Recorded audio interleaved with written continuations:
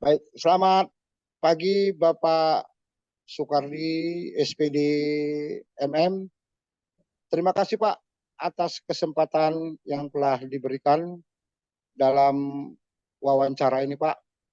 Baik Pak, sebagai salah satu tugas modul 31 pengambilan keputusan pemimpin pembelajaran di sekolah. Sebagai kepala sekolah, pernah nggak Pak Bapak mengalami dilema dalam membuat suatu keputusan penting yang sangat berdampak pada kebijakan di lingkungan sekolah, Pak? Baik, terima kasih Pak Sopa yang sudah memilih saya sebagai salah satu audiensnya untuk kegiatan ini. Tapi perlu saya ralat. Baik, Iya, Pak. jadi sesuai dengan pertanyaan yang disampaikan tadi, siapapun pemimpin di sekolah pasti pernah mengalami dilema dalam mengambil keputusan karena biasanya ada hal-hal tertentu yang saling berkaitan. Jadi ini pasti pernah, termasuk saya juga pernah mengalami hal-hal seperti itu. Oke. Baik, Pak. Salah satu yang pernah dialami, Pak? Yang pernah dialami itu ini kadang-kadang ya menyangkut etika dan menyangkut kebutuhan ya, menyangkut kebutuhan. Iya. Ini Iya, kadang-kadang Pak.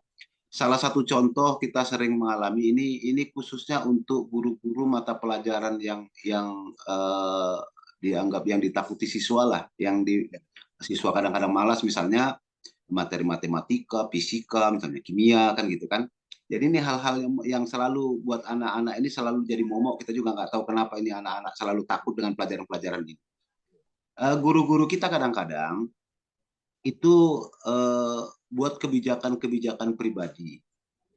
Selain melakukan pembelajaran di sekolah, dia juga kadang-kadang membuka ruang untuk pembelajaran privat. Pembelajaran privat yang ada kalanya di dalam sekolah, ada kalanya di luar sekolah. Iya. Jadi di kasus-kasus seperti ini kita harus jeli melihatnya. Karena apakah ini memang kepentingan siswa atau ada kepentingan narasumbernya, kepentingan gurunya gitu. Iya, Nah, Pak. inilah yang selalu kadang kita jadi dilema, karena kadang-kadang selalu terjadi komplain di masyarakat, komplain di para siswa kita, Iya. bahwa mereka merasa bahwa anak-anak yang tidak mengikuti pembelajaran privat tambahan itu Iya, seperti iya. anak tiri gitu, seperti anak tiri. Iya. Apakah dari sisi perhatian, apakah dari sisi penilaian. Tapi kadang-kadang juga nggak selamanya siswa yang disampaikan siswa ini benar. Dan nggak selamanya juga yang disampaikan guru juga benar. Makanya di sini dilema buat kita dalam mengambil keputusan. Pelajaran tambahan itu bagus. Iya, Pak. Tetapi kalau sudah menyangkut hal-hal lain yang ada kaitannya dengan etika, ada kaitannya dengan moral, ada kaitannya dengan ekonomi, ini yang harus kita hindari. Iya, Jadi iya. kepentingan siswa harus tetap jadi nomor satu. Itulah kadang-kadang yang dilema yang selalu kita hadapi. Baik. Iya, Pak. Terima Oke. kasih, Pak. Iya, Pak. Jadi kalau dipilih kasus tadi, Pak, Ya. tepatnya kalau Bapak ambil keputusan itu dilema etika atau rujukan moral, Pak? Saya Karena rujukan cenderung moral melihat pribadi. melihat hal-hal seperti ini ya. Kita eh, kalau kita langsung menjudge itu bujukan moral, ini kan kadang-kadang juga nggak benar. Iya, iya, Pak. Kita harus lihat dari etikanya dulu. Baik. Makanya saya Iya, Pak. katakan tadi, pelajaran-pelajaran tambahan ini bagus, sepanjang tidak ada muatan-muatan lain. Sepanjang tidak ada muatan-muatan lain ya. Jadi kalau memang ini kita selalu melihat dari sisi etika dulu. Sikat, Apa ya. sebenarnya? Apakah ini memang murni keinginan gurunya untuk memberikan sesuatu kepada siswa secara lebih? Iya, Apakah ada hal lain? Kalaupun seandainya ada hal lain seperti bujukan moral lah tadi kita katakan ya, apakah ada seperti itu? Ini sebab akibat harus kita lihat. Apa penyebabnya? iya, Sehingga apa namanya bujukan moral ini terjadi. Karena bujukan moral kan jadi akibat. Sebabnya iya, apa? Sebabnya kita cari. Sebagai contoh misalnya, ya kita sama-sama tahu bahwa di kita ini secara umum ya, walaupun sudah ada sertifikasi penghasilan kadang-kadang sudah lebih, sudah Ya, lumayan, tetapi sebagian guru juga belum punya sertifikasi. ya, Apalagi ya, kadang-kadang guru kita yang statusnya masih honorer, gitu ya. ya, Jadi ini kebutuhan-kebutuhan hidupnya, atau bahkan kadang-kadang ada orang yang butuh karena katakanlah anaknya sakit, orang tuanya sakit dan segala macam misalnya, sehingga ya, menimbulkan itu. Ini yang harus kita lihat dulu. Kalau ya, memang ini kita akan giring dia kepada etikanya. Sepanjang dia melakukan itu dengan benar, ya, ya, dia memberikan tenaganya lebih, lalu anak-anak kita tidak dipaksa, dengan ya, catatan tidak dipaksa ya. Kalau dipaksa kita tetap tidak beri toleransi. iya, iya, Sepanjang anak-anak tidak dipaksa, anak-anak mau dia bisa memberikan lebih, lalu anak-anak juga memberikan kontribusi buat dia, dan itu menjadi tambahan buat dia untuk menutupi segala macam kebutuhannya, tetapi dengan catatan dia tidak menganaktirikan anak yang tidak ikut. Kalau iya, anak yang tidak ikut memang prestasinya bagus, dia tetap harus hargai bagus. baik, Kalau anak yang ikut ini ternyata memang kualitasnya kurang bagus, ya tetap kurang bagus. Jangan justru karena anak yang ikut ini katakanlah mendapat nilai di rapotnya lebih lebih baik daripada anak yang nggak ikut. Nah, iya, istilahnya itu. Sepanjang memang dia bisa pertanggungjawabkan bahwa anak yang diberi nilai baik di dalam rapotnya itu memang kualitasnya baik, eh, apakah dia ikut dalam pembelajaran tambahan atau tidak, itu kita pikir itu fair-fair aja. Tapi dengan catatan awal tadi bahwa tidak ada anak yang iya, dipaksa untuk mengikuti. Itu catatan iya, awalnya. Kalau baik memang Pak. itu ada kebutuhan, silahkan aja, boleh-boleh saja, sepanjang tidak ada paksaan. Iya, Nah, itu dia. Hmm. baik Pak. Hmm. Berarti lebih mengutamakan pertimbangan dilema etika, etika Ya, dalam ya, mengambil keputusan. ya. Baik, selanjutnya Pak, kasus tadi Pak, itu kan Ya, ada trilema, ya. ya trilema, Hmm. ada keputusan yang jangka pendek atau Hmm. jangka panjang atas kasus ini, Hmm. kemudian ada kepentingan individu dan kelompok, Hmm. Hmm. kemudian yang ketiga ada kepentingan guru itu sendiri Pak. Jadi dari Ya. tiga dilema ini Pak, menurut pertimbangan Bapak, kira-kira skala yang mana yang kita pilih Pak? Ya, kalau dari tiga dilema ini memang semuanya penting, ya, semuanya penting. Tetapi kita harus, kalau saya berpikir begini, kepentingan kelompok ini juga harus kita perhatikan. Ya, Tetapi, dengan catatan kebutuhan jangka panjang itu nomor satu, ya. Oh, iya ya, Pak. ya, kebutuhan jangka panjang tetap nomor satu. Kepentingan kelompok harus kita perhatikan. Karena apa? Jangan justru ini menimbulkan kecemburuan. Iya Pak. Karena kita ini manusia punya naluri iri, punya naluri iri. Kalau misalnya kawan melakukan itu, kita izinkan karena memang menurut etiknya kita anggap itu sah dan boleh-boleh saja, bisa-bisa diterima. Tapi kadang-kadang nanti kawan yang lain, oh dia boleh, aku kenapa enggak? Padahal orang Iya, yang tadi mungkin punya kualitas bagus dan punya iya, nurani yang bagus, walaupun dia punya kebutuhan. Kadang kawan yang lain tidak punya tujuan yang jelas. Tujuan dia iya, justru apa namanya, bujukan moral tadi. Tetapi dia meminta diperlakukan sama gitu. Jadi ini yang harus kita lihat. Kepentingan jangka panjangnya kita harus lihat bahwa itu kalau memang itu baik buat anak-anak, untuk prestasi anak-anak, itu kita dukung. Sepanjang tidak iya, ada paksaan. Tetapi kita harus pertimbangkan apakah dengan kita izinkannya yang ini akan iya, menimbulkan perpecahan di antara kawan-kawan. iya, iya, Nah, potensi itu pasti ada. Kita harus bisa memberikan pengertian kepada kawan-kawan yang lain, kenapa ini boleh, kenapa ini tidak. iya, Ya, iya, jadi kita harus harus jelaskan aja kepada kawan-kawan guru. Saya pikir kawan-kawan guru ini semuanya sudah sarjana sekarang. Hanya tinggal 0, sekian persen yang nggak sarjana.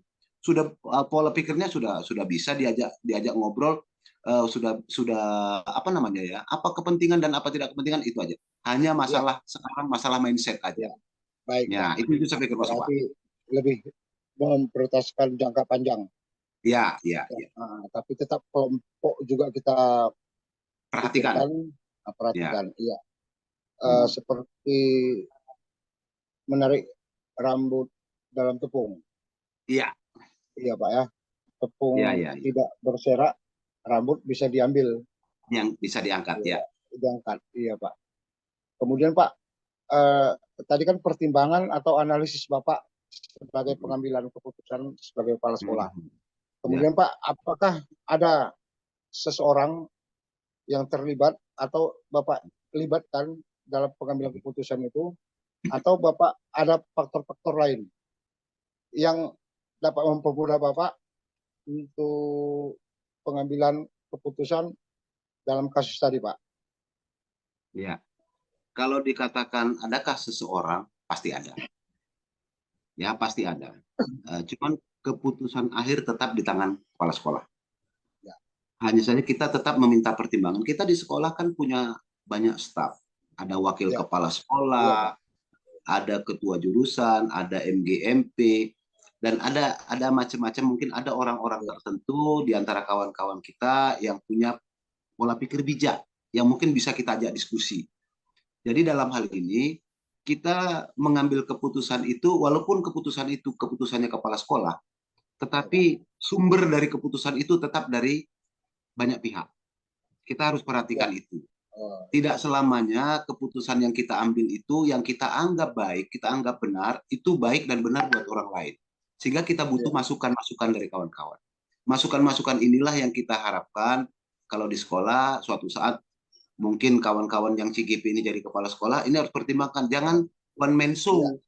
iya, Ya, kita harus pertimbangkan bahwa kita punya wakil, kita punya ketua jurusan, kita punya ketua iya, program keahlian, misalnya kita punya guru MGMP, MGMP itu ketua-ketua MGMP, saya yakin ini para senior iya, di tiap mata pelajaran.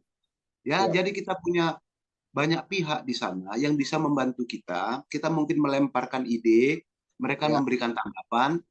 Dari tanggapan-tanggapan inilah kita dapatkan masukan sehingga kita bisa ambil keputusan yang baik buat sekolah, baik buat semuanya gitu. Jangan baik iya, hanya untuk kepala sekolah, tapi baik untuk iya, semua sekolah. Itu iya, yang paling iya, penting sebenarnya iya, itu. iya, Ya, itu dia Pak Sobat. baik. Selanjutnya Pak, Mm-mm. Bapak lebih suka ambil keputusan itu langsung menyelesaikannya di tempat, atau Bapak punya cara lain, bentuk prosedur yang lain yang Bapak jalankan, Pak? Diselesaikan, maksudnya gimana? Diselesaikan di tempat ini kira-kira gimana? Langsung Pak, begitu Bapak dapat laporan, Mm-mm. langsung Bapak selesaikan Eksekusi. kasus itu. Ah, Atau ya. Bapak pertimbangkan, Mm-mm. pakai prosedur, Ya, prosedurnya bagaimana ya, ya. yang Bapak jalani, Pak. Iya, Pak. Oke, oke. Jadi setiap ada persoalan itu kita kadang-kadang kan untuk menyelesaikannya kita harus tahu akarnya dulu. Begitu kita dapat informasi tentang persoalan-persoalan tentang masalah-masalah, kalau memang akarnya kita sudah tahu di hari itu, Ya, kita bisa selesaikan hari itu juga.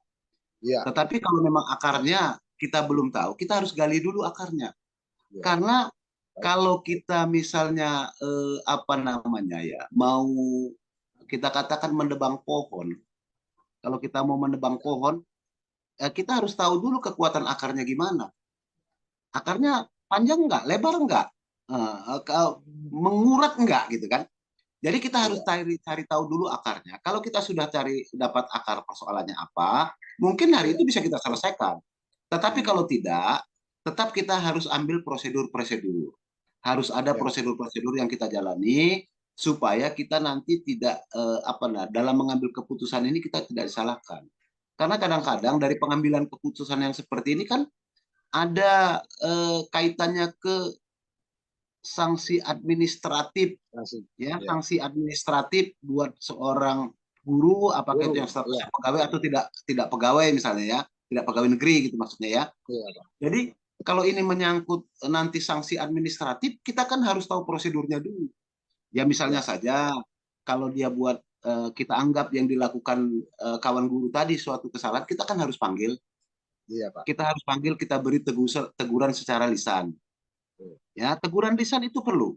Satu iya, kali, dua kali teguran lisan. Kalau memang ini tidak diindahkan, kita baru pakai teguran tertulis. Ini kan prosedur. Ini pengadministrasiannya harus iya, jelas. Jadi suatu saat kalau itu memang menjadi persoalan yang lebih besar lagi, kita Iya, Pak. sudah punya tameng bahwa kita sudah lakukan pembinaan baik itu secara lisan maupun secara tertulis gitu. Nah, jadi kalau memang itu persoalan kecil yang kita tahu akarnya, kita bisa selesaikan secara lisan langsung. Tapi kalau persoalan itu panjang, mungkin kita perlu panggil dengan teguran lisan, lalu kita bisa lanjutkan kepada teguran tertulis, sehingga dokumen administrasi di teguran-teguran ini ada di kita. Karena ini nanti kalau untuk seorang pegawai negeri, ini pasti ada catatan-catatan untuk apakah itu untuk kenaikan gaji berkala, apakah itu catatan Iya. untuk kenaikan pangkat dan lain sebagainya. Nah, ini yang perlu kita apakan. Jadi tergantung akar persoalan. Kalau seperti yang tadi, kasus tadi misalnya ada guru yang membuat pembelajaran di rumah misalnya, salah satu contoh, kita memang harus pakai prosedur. Siap, Ya, Pak. kita Iya. panggil dulu apa sebenarnya terjadi.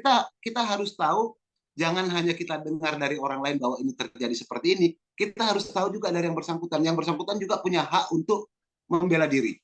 untuk menyampaikan apa yang dia lakukan. Itu saya pikir Pak Sofa. Ya, baik, Pak. Makasih banyak, Pak. Ya. Banyak lagi mungkin yang eh, bisa 2 dilema, 3 dilema, 4 dilema, Pak, yang sudah Bapak alami. Karena Bapak sudah Ya. berpengalaman untuk pengambilan keputusan yang lebih baik, Pak. Terima kasih atas kesempatannya, Pak. Ya, Ya. mudah-mudahan ini bermanfaat bagi saya Ya. dalam teori ataupun pengalaman Bapak dalam mengambil keputusan yang dapat kami lakukan nantinya jika kami diangkat sebagai kepala sekolah ya pada sekolah menengah kejuruan vokasi ataupun sekolah menengah atas. Makasih banyak, Pak. Mohon maaf, Pak, Ya. atas uh, kurang tepat apa yang kami sampaikan, dan kami sangat berterima kasih, Pak, luar biasa, Pak, pertemuan pada pagi hari ini, Pak.